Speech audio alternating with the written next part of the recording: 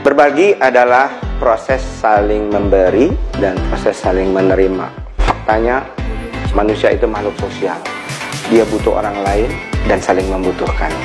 Jadi, buat Anda yang punya kelebihan, ilmu, pengetahuan, pengalaman, bahkan juga kesedihan, jangan ragu berbagi. Jadi, berbagi itu bisa merupakan sedekah dalam bentuk materi maupun non-materi, dan juga bisa berbagi pengalaman dalam bentuk sharing, dan juga berbagi ilmu pengetahuan dalam hal ngajar-mengajar. Halo, berbagi itu penting.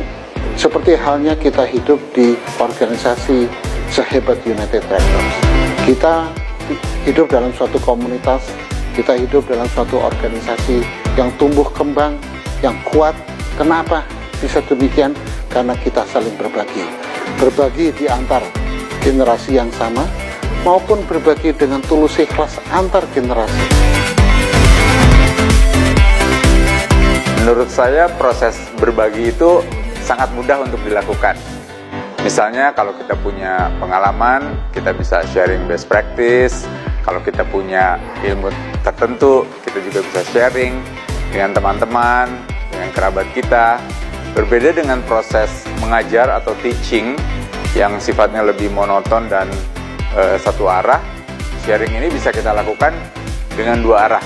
Jadi bukan kita mengajarkan seseorang, tapi kita saling berbagi ilmu yang kita miliki di masing-masing orang yang ikut dalam proses sharing tersebut. Saya terakhir itu berbagi waktu ada, kalau nggak salah sekitar mungkin 20-an, 30 orang teman-teman dari HMC Group datang dan minta sharing. Saya sharing untuk pengalaman.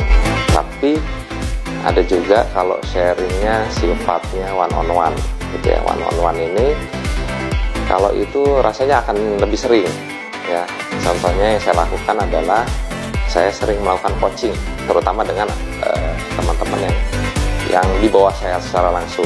Ya mudah-mudahan apa yang saya lakukan atau saya alami sebelumnya, hal-hal positif bisa saya tularkan ke teman-teman yang at least satu level di bawah saya. Saya Iwan Hadiantoro berpijar. Saya Iman Nur Wahyu berpijar. Saya Lodi berpijar.